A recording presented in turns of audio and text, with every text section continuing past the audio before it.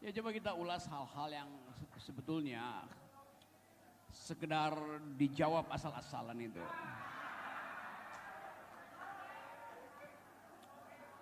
Yang pertama yang paling penting sebetulnya adalah cara kita memahami masalah.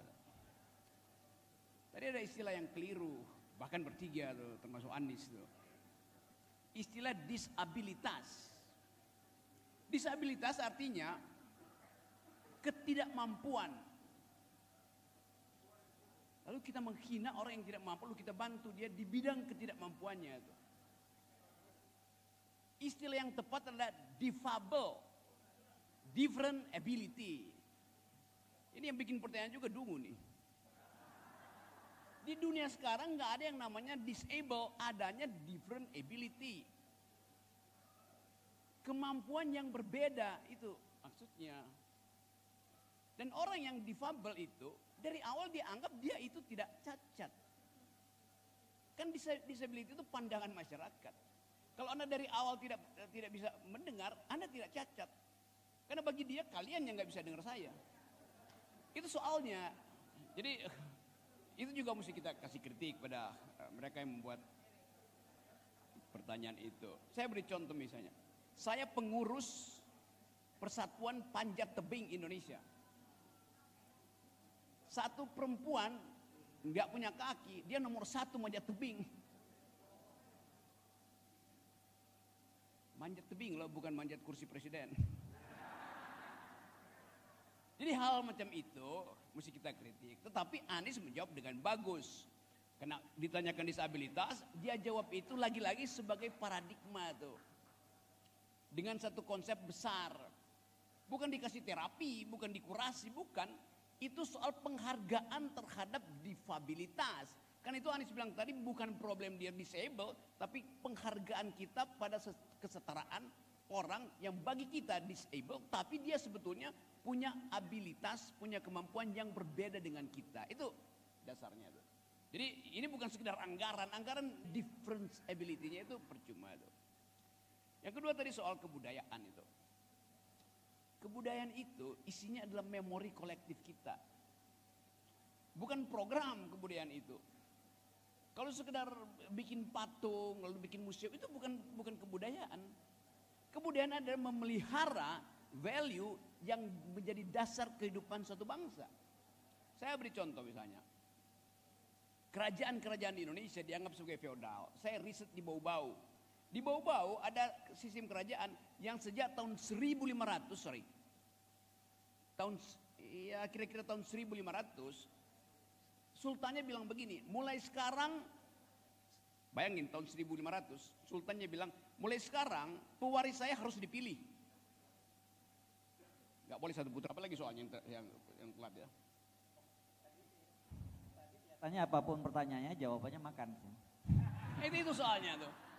Jadi Pak Prabowo udah punya ide fix, apapun persoalannya adalah makan.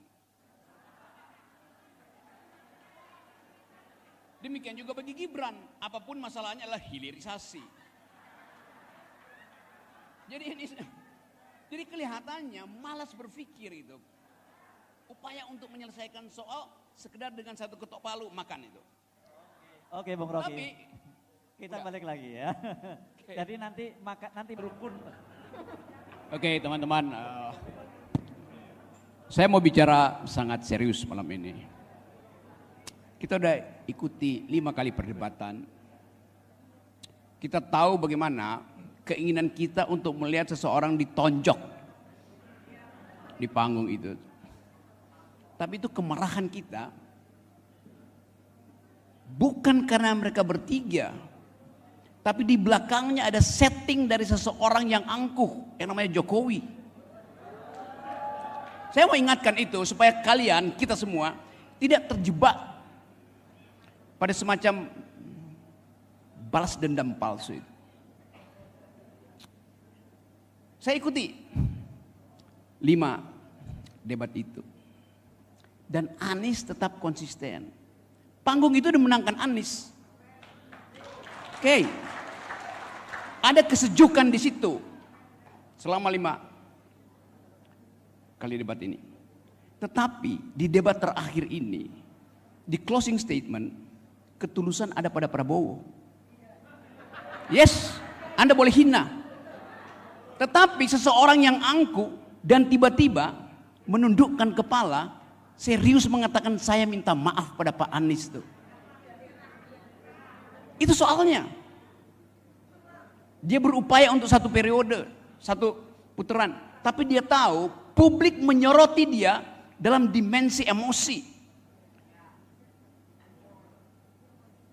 Kesejukan ada pada Prabowo. Kecerdasan ada pada Anies. Ganjar keangkuhan. Apa dia bilang pada Prabowo tadi? Ditujukan kepada Prabowo. Jangan pilih seseorang yang pernah membunuh, melanggar hak asasi manusia. Nggak ada hak sedikit pun Ganjar bicara itu. Yang boleh bicara itu Gibran di UGM, Gilbran. Mahasiswa boleh bicara itu. Apa Ganjar? Ganjar bagian dari orang yang mengeluhkan Prabowo ketika Megawati mengangkat Prabowo jadi wakil presiden. Jadi orang ini bangsat itu. Yes, bangsat. Dia tidak punya hak ucapkan itu tuh. Dia bagian dari yang mengeluhkan Prabowo yang diangkat 2009 sebagai wakil presiden. Artinya dia berbohong pada partainya tuh. Kita mau uji orang pada saat-saat terakhir itu. Mestinya Ganjar bilang, terima kasih, selesai. Saya tidak akan komentari soal HAM. Biarkan mahasiswa dan guru-guru besar komentari. Dia menunggangi kemarahan publik padahal dia nggak ngerti. Dia itu pelaku pelanggaran HAM di Wadas, Kendeng. Kita mesti fair bilang itu tuh. Saya nggak ada peduli dengan capres itu, saya peduli dengan dimensi kemanusiaan dari bangsa ini. Jadi sekali lagi saya kasih poin. Kecerdasan malam ini ada pada Anies. Ketulusan ada pada Prabowo. Keangkuhan ada pada Ganjar.